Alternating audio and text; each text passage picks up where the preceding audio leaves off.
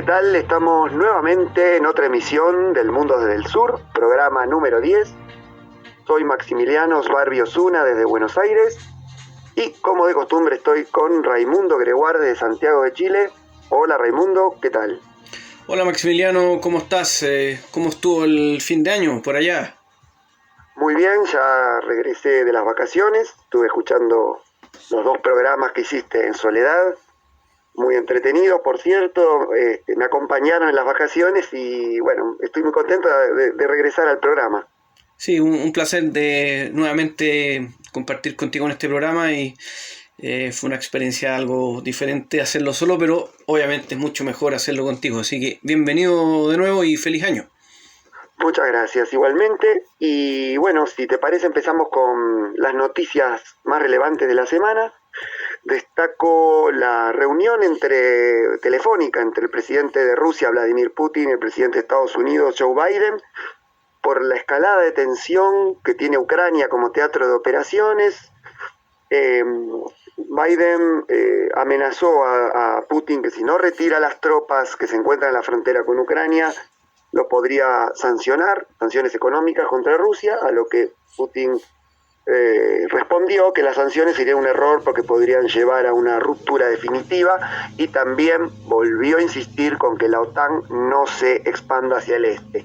Así que es un momento también de tensión en lo que hay guerrillas operando desde hace varios años en Ucrania y ponen en tensión a Rusia con Estados Unidos y a Rusia con Occidente.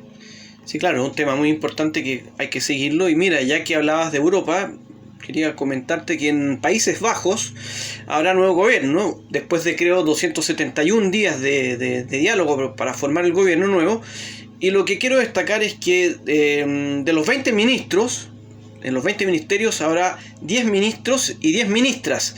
Y después respecto a los secretarios de Estado será casi igual, porque serán 4 mujeres y 5 hombres. En total, de los 29 ministros y secretarios de Estado, 14 serán mujeres, así que es realmente un récord a nivel mundial, uno de los países que ha avanzado mucho en esta materia, y es realmente muy importante esto en pos de la igualdad genérica. Excelente, sí, la paridad que hay.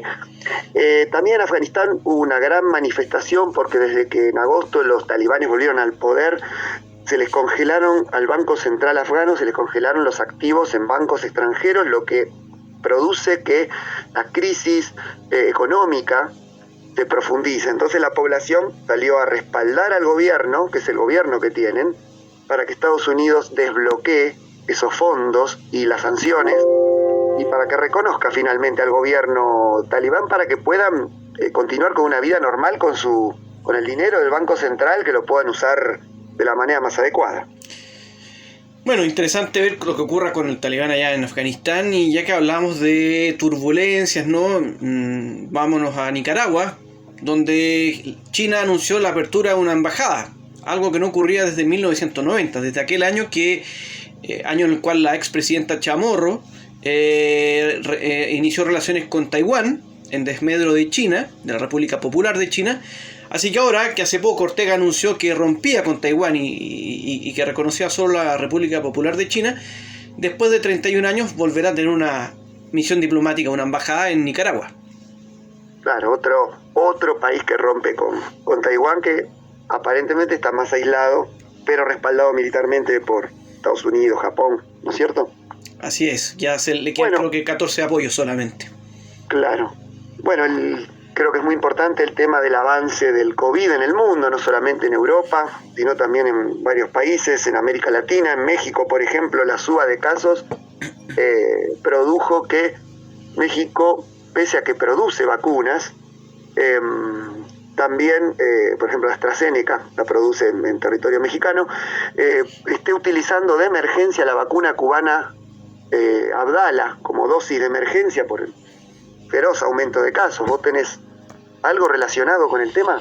Bueno, sí, como hemos sabido en las últimas semanas, la variante Omicron se ha metido fuerte en muchas partes del mundo, y en las últimas semanas, por ejemplo, lo que ha ocurrido en Europa ha sido brutal, con récords de contagios diarios en Francia, por ejemplo, con 230.000, Reino Unido con 190.000, Italia creo que 130.000, España 120.000, países más chicos como Dinamarca con 20.000, y así en Portugal más de 30.000, lo mismo que Grecia, en Australia, que había sido uno de los pocos países incluso donde se había hablado COVID-0, más de 30.000. En fin, se metió fuerte y ya bueno, ha generado mucha preocupación en el mundo, aunque parece ser que la letalidad no ha aumentado. Exacto, eso quizás sea por la cantidad de personas vacunadas. Quizás por la cantidad de personas vacunadas, quizás porque esta variante sea, como dicen algunos, el virus está mutando, entonces no se sabe, pero lo que sí está ocurriendo es que mucha gente se está contagiando, así que eso está teniendo repercusiones en la vida cotidiana de la gente. Claro. Bien, bueno, si te parece pasamos a los temas de análisis después de la pausa, y en el primer tema veremos cómo las elecciones que se vienen en los próximos meses en la región, en América Latina. Muy interesante el tema, sí, de todas maneras será muy bueno hablar sobre eso. Bien, después de la pausa.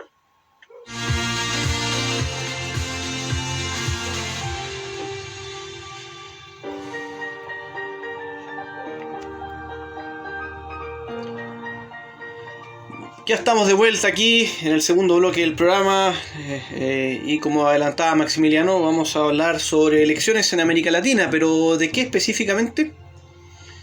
Bueno, este año va a haber elecciones presidenciales. Me voy a centrar en las presidenciales en Colombia, Brasil, Costa Rica y Haití. En Colombia, por ejemplo, el 29 de mayo van a ser las elecciones presidenciales en la cual el presidente Iván Duque no puede presentarse porque la Constitución permite un solo mandato y no dos consecutivos. Es interesante el avance del izquierdista Gustavo Petro, que es exguerrillero, desmovilizado en 1990, exalcalde de Bogotá, fue torturado durante la democracia, es uno de los candidatos que tiene mayor posibilidad de llegar a la presidencia.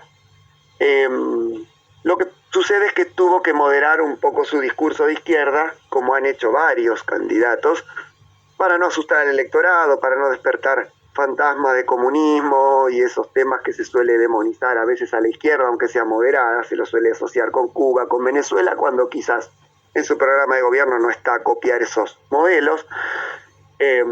Por una cuestión electoralista tuvo que cambiar su discurso. Hay una sola observación. En general en América Latina, ¿no? Está esta tendencia de si eres de derecha y viene alguien de izquierda, crees que es un comunista que va a ser lo peor del mundo, y si eres de izquierda y viene alguien de derecha, lo satanizas y crees que va también a romper todo en el área social, ¿no? Sí, es cierto. Sin embargo, con respecto a los presidentes de derecha que han llegado, como por ejemplo Jair Bolsonaro en Brasil, ha demostrado que tiene una postura extrema, bastante extrema, muy cercana al fascismo. Y en todos los países se ha dado candidatos de derecha que han estado muy cerca del límite, digamos, de lo tolerable para las democracias. Sucedió en Argentina, sucedió en Chile. Y Colombia no es la excepción. Rodolfo Hernández es el candidato de la extrema derecha que tiene el típico discurso antipolítica, anticorrupción. Es una derecha no continuista, digamos, no está con el uribismo, tampoco está con el oficialismo de Iván Duque. Tiene discursos xenófobos, misóginos, pero bueno, en el electorado prende esos discursos porque principalmente habla de combatir a la corrupción, y eso es algo que suena bien al oído de la gente en general. Después, bueno, existen candidatos con menos posibilidad, pero sin embargo están en carrera, como Sergio Fajardo, que es el heredero de Iván Duque, que es alcalde de Medellín, Alejandro Gaviria, que fue exministro de Salud, tuvo una gestión bastante progresista, se enfrentó con las farmacéuticas, está en contra de los agrotóxicos, los pudo erradicar en gran parte, a pesar de haber formado parte de gabinetes de derecha. Él tuvo una gestión bastante buena en salud. Oscar Zuliaga, ese sí es el heredero de Álvaro Uribe, también es otro candidato, y existe una precandidata que todavía tiene que dirimirse en internas, que se llama Francia Márquez, es afrodescendiente, es cercana a Gustavo Petro, es una luchadora por los derechos humanos, feminista, activista neoliberal, que también tiene, no sé si tiene una gran chance, pero también está en carrera, es una precandidata. Y los desafíos que tiene Colombia, bueno, son los asesinatos de los líderes sociales, hasta ahora van 169, ayer hubo otro asesinato, el narcotráfico, los guerrilleros de las FARC, de las ex-FARC que no se movilizaron todavía, el manejo de la pandemia y bueno, las bases de Estados Unidos en territorio que operan como condicionante de la autonomía y de la soberanía colombiana, ¿no? Como un país, como si fuese un país de la OTAN, por afuera de la OTAN, digamos. Tiene la agenda de Estados Unidos muy marcada en su programa de gobierno, ya no importa quién gobierne en Colombia, tiene muy metida la DEA, la agencia antidroga norteamericana. Bueno, esos son los desafíos que tiene Colombia para el próximo presidente, las elecciones del 29 de mayo. Después, yendo a Brasil, bueno, el 3 de octubre, falta todavía, los dos primeros principales candidatos sería el mismo presidente Jair Bolsonaro y el expresidente Luis Ignacio Lula da Silva. También está el ex juez Sergio Moro, digamos el juez Sergio Moro, que había sido uno de los artífices de la operación mediática, operación judicial contra Lula y el Partido de los Trabajadores llamada Lava Jato, en la cual se encarceló a Lula, luego fue sobreseído, estuvo 2 años encarcelado por una causa que luego se demostró que no había sido tal, que había sido armada por el juez Sergio Moro junto con Bolsonaro, y que el mismo juez hace unos días ratificó como que había sido una causa armada para debilitar al Partido de los Trabajadores. Y los desafíos que tiene el próximo presidente son la inflación, la recesión, el mal manejo de la pandemia y la creciente pobreza que tiene Brasil, que no cesa y que se profundizó con el gobierno de Bolsonaro. Luego, bueno, tenemos a Costa Rica, el 6 de febrero, falta poco, las elecciones presidenciales. Lo curioso de Costa Rica es que el 53% de la población se muestra indecisa, por lo tanto es una incertidumbre que puede suceder en las elecciones. Se presenta el expresidente José María Figueres, Linet Saborío, José María Vallalta son los principales candidatos. Y los desafíos del próximo presidente de Costa Rica es un acuerdo que tiene en proceso con el FMI por un préstamo, también la pandemia, por supuesto, la legalización del cannabis, y un tema muy importante es la migración y la xenofobia que existe contra los migrantes en Costa Rica. Interesante lo que mencionas, perdón, lo de Costa Rica, lo de los indecisos, porque acá en Chile ocurrió eso, o sea, pocas semanas antes de la segunda vuelta electoral y de la primera, cerca de un 50% de la gente decía que no tenía idea por quién votar, y al final eso generó incertidumbre, así que habrá que ver lo que ocurra allá. Exacto, es un panorama de incertidumbre, y el tema de la corrupción también está entre la principal preocupación de los ciudadanos. Hubo muchos escándalos de corrupción de este gobierno y también de los anteriores, y eso produce un descreimiento de la política en general. Y para finalizar, en Haití, que ayer el que actúa el presidente, que es el primer ministro Ariel Henry, sufrió un atentado mientras festejaba la independencia del país. Recordemos que el presidente Jovenel Moïse fue asesinado a mediados del año pasado. No hay parlamento desde hace 2 años porque no se han puesto de acuerdo para celebrar elecciones legislativas. También se han aplazado varias veces las elecciones presidenciales. Se supone que los primeros meses de este año deberían celebrarse las elecciones para definir al sucesor de Moïse. Pero en este momento Haití está envuelto en un caos de secuestros extorsivos usados por el poder político para financiarse, la deforestación, la privatización de las vacunas. Es un país que, como no comenzaba la campaña de vacunación anti-COVID, ha tenido los laboratorios, el Ministerio de Salud tuvo que privatizar la campaña de vacunación. Lo que algunos ven como algo tremendo y signo del neoliberalismo, ha sido quizás una solución, un parche que se ha puesto, que al privatizarse las vacunas se ha podido comenzar con la campaña de vacunación porque el gobierno no lo podía hacer por sí mismo. bueno, existen muchos desplazados por el terremoto, la hambruna. Está inmerso en un caos de hace muchos años Haití y el caos político se ha agudizado. Así Sí, que esos serían los... sí, Sí, claramente, sí, lo que tú mencionas. O sea, de los 4 países que tú has hablado, el que uno ve como que necesita con más urgencia tener más claridad respecto de la institucionalidad política es Haití, ¿no? Un país, no es un estado fallido, pero bordea ese concepto, ¿no? Mientras que los otros, con sus pros y sus contras, por lo menos tienen cierta institucionalidad democrática.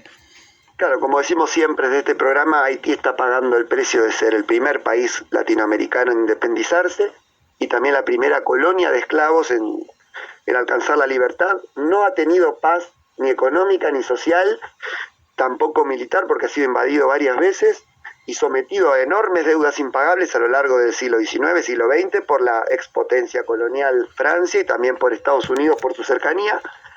Así que si no es un Estado fallido, lo están convirtiendo claramente en un Estado fallido y en una sociedad con muchos padecimientos. Bueno, estos serían los 4 países: Colombia, Brasil, Costa Rica y Haití, que celebrarán próximamente este año elecciones presidenciales y que también van a determinar un poco el rumbo de lo que puede llegar a suceder en la región, si se va a establecer una nueva oleada de gobiernos progresistas. No creo que eso suceda en Colombia, aunque Gustavo Petro tiene una gran posibilidad de ganar. En Brasil el retorno de Lula parece inminente, si no es que no surge otra causa judicial para frenarlo, a él o a su partido. Bueno, veremos qué sucede en América Latina y cómo sigue la tendencia de la región en cuanto a las ideologías políticas de gobierno. Sí, será interesante ver eso. Ya llevamos un tiempo en que los países van girando de un lado a otro, en algunos casos de un extremo a otro. Normalmente esta, por un lado, convivencia que me parece sana, que por ejemplo lo que ha ocurrido en Uruguay, en Chile, en que han pasado gobiernos de izquierda, centro-izquierda, derecha, centro-derecha. Me parece súper bien, positivo para la región. Lo que ya me genera más preocupaciones cuando llegan candidaturas de extremos, por ejemplo en el caso de Chile, que estaba un candidato a la extrema derecha, ¿no? En el caso de Brasil, lo de Bolsonaro. Por otro lado, las dictaduras que todos conocemos ya en Venezuela, Cuba, Nicaragua. Así que ojalá que el mapa político de Latinoamérica tienda a ir hacia lo social, ¿no? Y vayan quedando hacia un lado las candidaturas de extrema derecha o aquellas que insisten en modelos que en el pasado no funcionaron, como el comunismo a secas, creo yo. Claro, sí, yo no creo que en América Latina pueda haber comunismo. Todos los candidatos de izquierda moderan su discurso, no solamente para llegar al poder, sino también en la gestión de gobierno.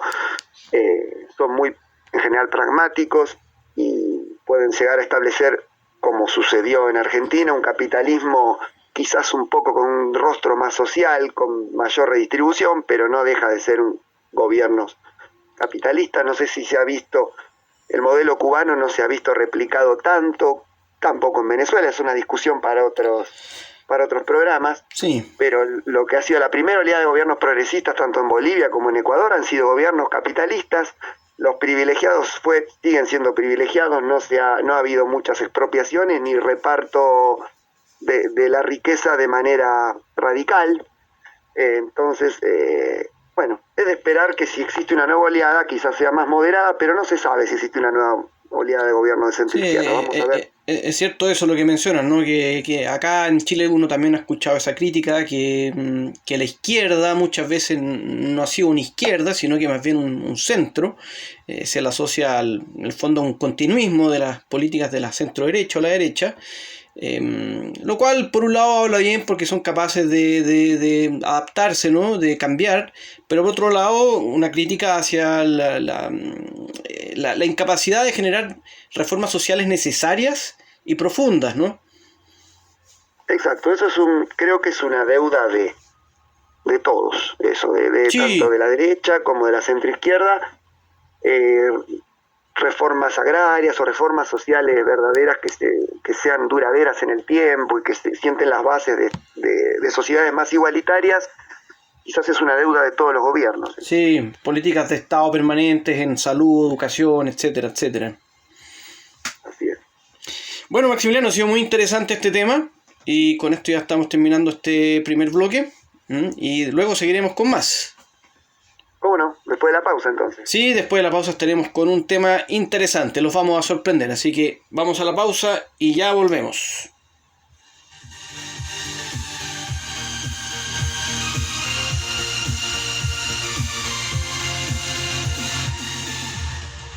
Seguimos en el 10º programa del Mundo desde el Sur.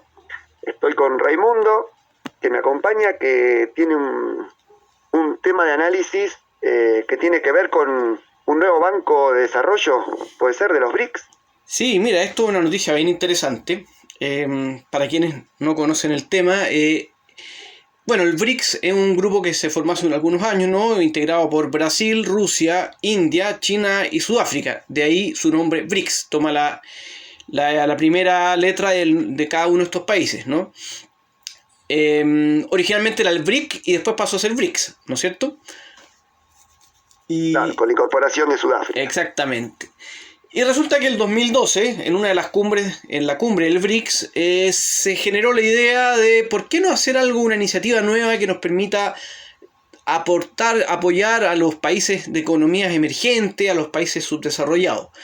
Y eso empezó a dar vueltas. ¿Ya? El 2013 se llegó a la conclusión que era posible hacer esto. Y en 2014 se firmó el acuerdo. ¿Ya? ¿Y cuál es el acuerdo? De crear un nuevo Banco del Desarrollo. Así se llama, el nuevo Banco del Desarrollo.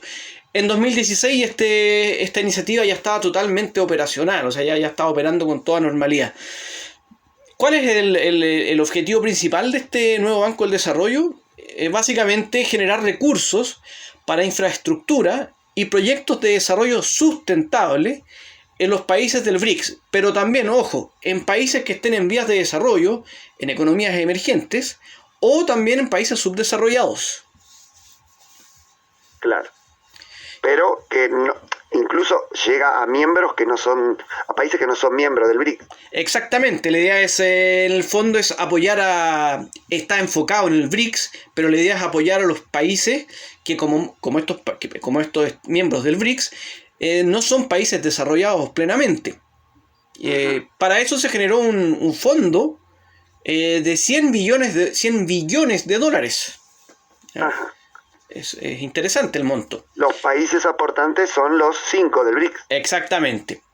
Ajá. ¿Y de qué manera el fondo actúa? ¿Como préstamos o como incentivo económico, como inversión? ¿De qué manera se articula?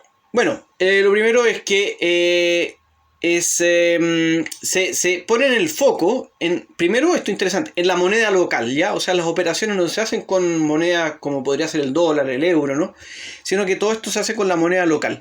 Se opera con préstamos, ¿ya? Claro. Y para esto también se han generado alianzas con organizaciones nacionales, regionales y mundiales. Esto es importante porque el nuevo Banco del Desarrollo no tiene una base ideológica, sino que más bien es un complemento al multilateralismo ya existente. Ellos no ven como rivales a otros organismos, sean nacionales, regionales o mundiales, sino que ellos apuestan a complementar esto, ¿ya? Y ellos apuestan obviamente al multilateralismo. Así que es bastante interesante esto. Se diferencia así del BID, ¿no? Del Banco Interamericano de Desarrollo, del Banco Mundial, del FMI, digamos. En ese sentido, marcan la diferencia. Claro, y de hecho basta ver quiénes están detrás de esto. O sea, si uno retrocede en el tiempo, ¿no? Llega a la conclusión que los que promovieron esta idea y después los que la terminaron firmando son países con diferentes modelos de gobierno, ¿no?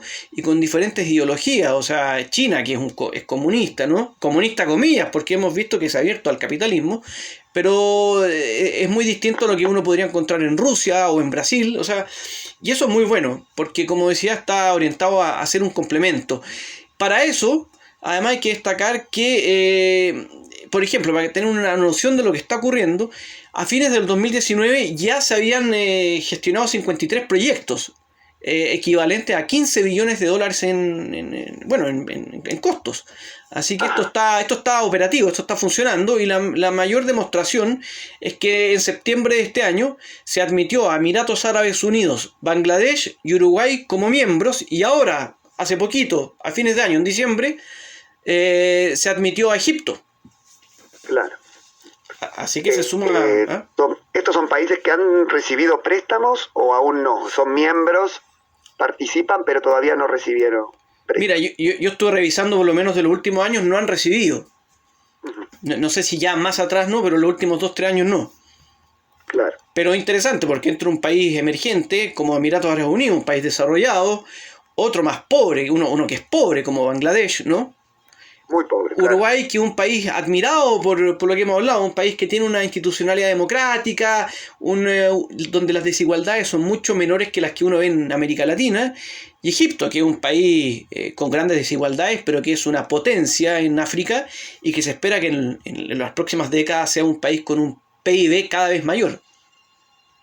Así es. Interesante y muy atinado el instrumento de los BRICS para también extender su influencia, no solamente política, como venía sucediendo hasta ahora, sino también financiera, por lo visto, y con eso jugar ya en una categoría superior en cuanto a lo que es la geopolítica mundial. Exactamente, así que habrá que seguir este tema, porque se ve que está agarrando vuelo con el hecho que otros países hayan querido integrarlo. Exacto, bien. Bueno, muy interesante el tema, algo que realmente no sabía que existía. Así que bueno, si te parece, después de la pausa seguimos con otro análisis.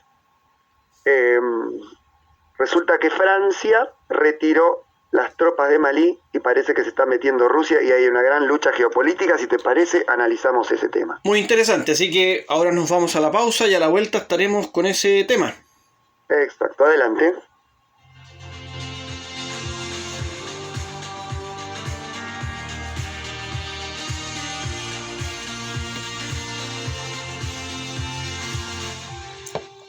Estamos aquí ya iniciando el tercer bloque del programa. Como anunciaba Maximiliano, vamos a ver qué está pasando en Malí, particularmente con Rusia, las milicias de Wagner. A ver qué nos puedes contar, Maximiliano. Sí, Malí es parte del área de influencia, digamos, natural, entre comillas, porque acá no hay nada natural, es todo construido socialmente. Lo que Francia considera parte de su patio trasero, de su área de influencia, por haber sido colonia francesa hasta 1960, nunca se terminó de retirar, de tener relaciones muy estrechas, económicas, también militares.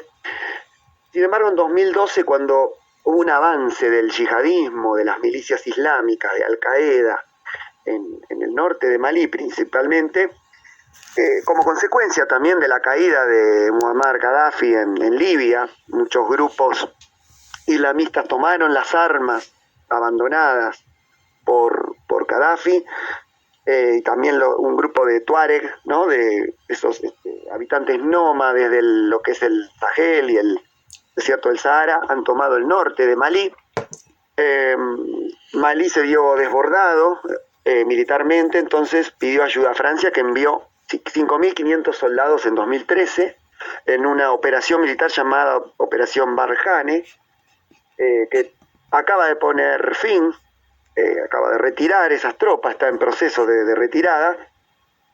No solo, ¿por qué sucedió la retirada? Bueno, porque el año pasado, en 2020, hubo un golpe militar que ya la población ya pedía la retirada de Francia, y además hubo otro golpe en mayo del año pasado, en el cual se consolidó el Francia, la postura antifrancesa. Sí, perdona, quería agregar solamente que yo he leído eso y efectivamente hay un sentimiento antifrancés muy fuerte en Malí, pero que también ha ido creciendo en otros países del Sahel. Claro, es verdad. Pero el presidente Emmanuel Macron, presidente de Francia, retira las tropas porque en abril se juega la reelección. En Francia hay elecciones presidenciales. También el gasto militar de esta operación ya subió a 1.000 millones de euros. Ha habido 50 muertos de militares franceses y bueno, ya la junta militar que gobierna hoy Malí expulsó a los pro-franceses del gabinete y ya se ha transformado en un país totalmente antifrancés. Por eso Francia se retira porque es muy antipopular esta guerra en Francia y Rusia vio el vacío que hubo en Malí, entonces está enviando principalmente soldados de la empresa, como mencionabas anteriormente, es una empresa privada de mercenarios llamada Wagner, que ya operó en Ucrania, en Libia, en Siria, en República Centroafricana y ahora es posible que se encuentre en Malí o eso mismo está denunciando Emmanuel Macron. Hubo una reunión telefónica entre Macron y Putin porque Macron le pidió que esta empresa, que también está acusada de haber violado los derechos humanos en esos países donde operó, que no opere en su área de influencia. Con lo cual Putin respondió con evasivas, diciendo que Wagner no existe en Malí, que no se preocupe, pero sin embargo es muy probable que el gobierno, la junta militar, esté firmando actualmente un contrato militar para que Rusia le provea de armas y con eso poder luchar contra las facciones de Al-Qaeda, que se encuentran todavía presentes, del Estado Islámico, y entonces se especula con que Francia, ya retirada, opere de manera sucia. ¿Qué significa esto? No tuvo mucha repercusión la lucha francesa contra el yihadismo, que no decreció en Malí, sin embargo, todo lo contrario, se extendió a países vecinos como Níger, como Burkina Faso. Esta guerrilla ha sido entrenada por otros guerrilleros, se ha expandido el terrorismo islámico en esta zona, entonces no se sabe si Francia no ha querido luchar contra el extremismo y es posible que ahora, como está fuera de Malí, lo pueda estimular, como ha hecho en Siria, como ha hecho en Libia, financieramente, proveyéndole armas a sus antiguos enemigos, pero como Malí se pasó al bando de Rusia y está perdiendo Francia la influencia, es probable que intente desestabilizarlo. Interesante también cómo se va a mover esto a nivel político, diplomático, porque yo leí que, por ejemplo, Argelia va a prestar el espacio aéreo a los para que lleguen las fuerzas rusas, consolidando la relación histórica entre Argelia y la antigua Unión Soviética, hoy Rusia, ¿no? Y también esta disputa hegemónica que tiene Argelia con Marruecos, por ejemplo, pero también la disputa que hay con Francia. Yo creo que aquí hay un fracaso de estas misiones de paz que, como tú dices, no han sabido erradicar el problema de fondo. El fondo es poner militares y nada más. Claro, exactamente, sí. Y Rusia no lo hace tanto por una cuestión económica, si bien Malí es un gran productor de oro, está limítrofe a Níger, que también pertenece al área de influencia francesa, que tiene uranio con el que alimenta las plantas eléctricas y la generación de energía eléctrica en Francia, y también Francia se encontraba ahí por una lucha geopolítica y comercial con China, pero ahora Rusia no lo hace tanto por la venta de armas ni por el oro, sino también para poner un pie en esta zona de África, también desbaratar un poco la influencia francesa, muy presente en esta zona del África francesa. Lo hace por una cuestión geopolítica, así que habría que estar atento a ver qué sucede y si la influencia rusa no va avanzando en otros países, como también sucedió en República Centroafricana. Va a haber que estar atento cómo reacciona Europa, cómo reacciona China y hasta dónde llega, si hay un límite del expansionismo ruso en África o solamente se queda influyendo en algunos países, desbancando a las antiguas potencias coloniales como Francia. Importante porque uno ve que en el fondo Rusia está construyendo una especie de cinturón en África que parte en Sudán, ¿no? Sigue por la República Centroafricana, ahora también en Malí. Así que como tú dices, ¿qué va a pasar con esto? Si va a seguir este expansionismo, pero que va a chocar con intereses de Turquía, de las potencias históricas que han estado aquí en esta zona, con China, con Emiratos Árabes Unidos, con Marruecos, Argelia, así que va a ver qué pasa aquí. Y por último, destacar que esto es una decisión soberana del gobierno de Malí. Aquí son ellos los que hicieron esto, un acuerdo, no hay nada, digamos, ilegal o escondido. Lo único que en Malí la gente se pregunta que por qué el ejército de Malí es incapaz de hacer esto. En realidad sí hay una pata ilegal porque hubo un golpe de Estado. O sea que eso Bueno, es importante. Se unieron varios partidos políticos para rechazar el acuerdo que están firmando el gobierno golpista de Malí con Rusia, pero siempre sabemos que estos países no son tan soberanos y no sabemos si detrás de estos partidos políticos no está la mano de Francia, que se opone al acuerdo con Rusia. Bueno, es muy complejo porque son países que no tienen mucha soberanía. Claro, en el fondo es legal porque es la ley del momento, pero es ilegítimo porque es la ley que impone una dictadura. Y además una dictadura que le hizo un golpe militar a otra dictadura. Exactamente, sí. El hombre fuerte sigue siendo el mismo del primer golpe. Sí, sigue siendo lo mismo. Assimi Goïta, pero se deshicieron de los pro-franceses en el gabinete. Así que estaremos atentos a este tema. Sí, muy interesante y muy actual además, así que bueno, creo que para la gente será muy bueno escuchar esto.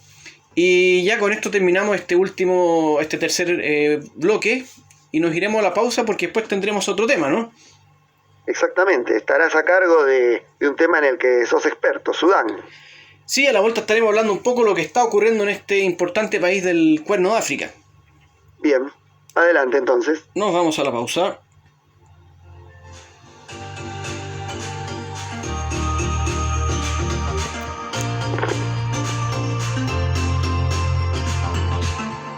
Continuamos con el 10º programa del Mundo desde el Sur. Recuerden que pueden suscribirse en el canal de YouTube para que les aparezcan las actualizaciones.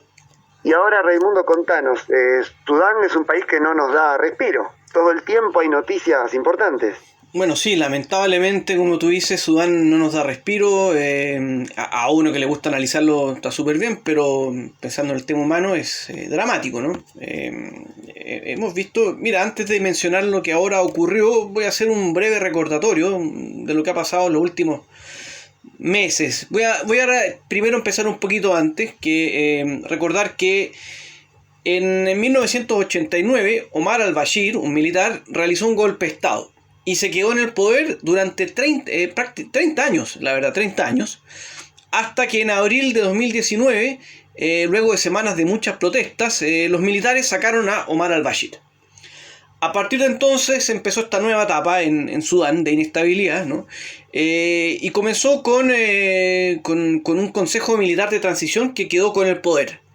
Luego, las Fuerzas para la Libertad del Cambio, que es una agrupación que reúne a representantes de la sociedad civil, rebeldes y otros, llegaron a un acuerdo con los militares en agosto del 2019 para compartir el poder. La transición duraría poco más de 3 años y sería dirigida por un militar.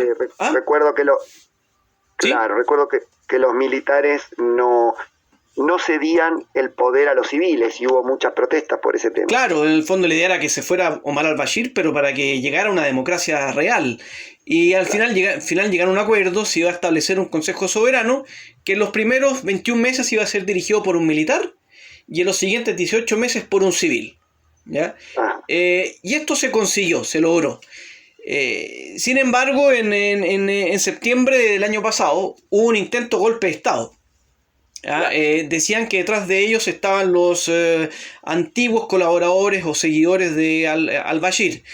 En octubre del año pasado hubo choque de manifestaciones entre pro-militares y pro-civiles, ¿no? Y Abdel Fattah al-Burhan, que es el militar que está a cargo del gobierno, fue acusado de estar detrás de la muerte de manifestantes. Esto siguió escalando en octubre y el 25 de ese mes los militares arrestaron a diversas figuras del gobierno. Abdel Fattah al-Burhan anunció el estado de emergencia y la disolución del gobierno y del Consejo Soberano. Claro. Acto seguido también dijo que habría un gobierno de tecnócratas que gobernaría hasta las elecciones que se realizarían en julio del 2023. Todo esto basado y justificándolo por lo que él consideraba que podía ser una guerra civil en el futuro y por el sentimiento antimilitar que algunos políticos estaban generando, políticos que fueron arrestados, ¿ya? Esto, la guinda de la torta de esto, que es un verdadero golpe de Estado, fue que Abdallah Hamdok, el primer ministro, fue arrestado y no se sabía dónde estaba, ¿no? Sí, recuerdo que había una gran incertidumbre y una gran presión internacional para su liberación, para su aparición, recuerdo eso hace pocos meses. Claro, porque no se sabía dónde estaba, tampoco se sabía dónde estaban otros ministros y políticos que fueron arrestados, ¿no? Y bueno, finalmente el 27 de octubre se llegó a un acuerdo, gracias a una mediación, ¿no? Y Hamdok volvió al cargo. Se suponía que él elegiría un gabinete a su gusto. Sin embargo, siguieron las diferencias y las manifestaciones, y en enero ayer, Abdallah Hamdok anunció que presentó su renuncia. Todo esto en un contexto en el cual desde las manifestaciones que empezaron en octubre han muerto 40 personas, otros grupos dicen que 57, y ha habido más de 150 heridos, así que hay un caos social, político. En este contexto, ¿los militares vuelven a tomar el control absoluto del gobierno o qué sucede? Bueno, ahora estamos en la incertidumbre porque renuncia Hamdok, que era el representante civil, y todo queda en este momento en este vacío en manos de los militares. Vamos a ver quién lo reemplaza, si efectivamente alguien lo reemplaza, si aumenta la presión de la sociedad civil y de los otros países, si los militares deciden consolidar un golpe de Estado. Hay que estar muy atentos, ¿no? Hay que recordar que este es un país que ha funcionado con golpe de Estado. Pero, por ejemplo, el año 64, 1964, 1985, los militares se alinearon con las demandas de la gente. Entonces, ahora no está ocurriendo esto. Entonces, va a haber que pensar, va a haber que analizar lo que ocurra. Tomando en cuenta, además, que aquí hay 14,3 millones de personas en Sudán necesitan ayuda humanitaria. Especialmente en regiones o en estados como el Mar Rojo, Kordofán del Sur, Darfur, Jartum. Hay 2,9 millones de desplazados internos, 1,2 millones de refugiados, 0,9 millones de retornados. Y además, de los 14,3 millones de personas que necesitan ayuda, 7,8 son niños. O sea, hay una crisis humanitaria también. Sí, y también a esto se le suma los desplazados de Etiopía, que también utilizan Sudán como país de refugio, que escapan de la guerra que hay interna en Etiopía, de la que ya hemos hablado. Entonces, digamos, es un país que acoge refugiados de otro país también en crisis, que es Etiopía, así que se suma a los problemas que ya existen. Exactamente, es muy complejo porque es una zona donde hay mucho movimiento de refugiados, de demandantes de asilo, de desplazados. Entonces, claro, se juntan todos los problemas que hay en Chad, en República Centroafricana, en Sudán, Sudán del Sur, Etiopía, Eritrea, etcétera. Es muy complejo el escenario. Exactamente, sí. Muy interesante lo de Sudán. Es un país que seguimos su política interna y externa desde hace muchos años y nos interesa porque, como decía al principio, no da respiros, siempre sucede algo nuevo y giros inesperados también suceden que son bastante interesantes para la geopolítica africana y mundial. Bueno, con este análisis finalizamos el programa número 10, mi retorno al programa. Gracias por la bienvenida. Les vuelvo a recordar a los oyentes que nos encuentran en YouTube con el nombre El Mundo desde el Sur. Se pueden suscribir, así tienen las actualizaciones. Y nos veremos la semana que viene, ¿qué te parece? Sí, será un placer, como ya lo dije antes, nuevamente estar analizando contigo los temas de la actualidad internacional y será hasta el próximo lunes, 10 de enero, programa número 11, ¿no? Y ha sido, como siempre, un honor y, bueno, un programa un poquito más largo de lo normal, pero creo que tu regreso lo ameritaba.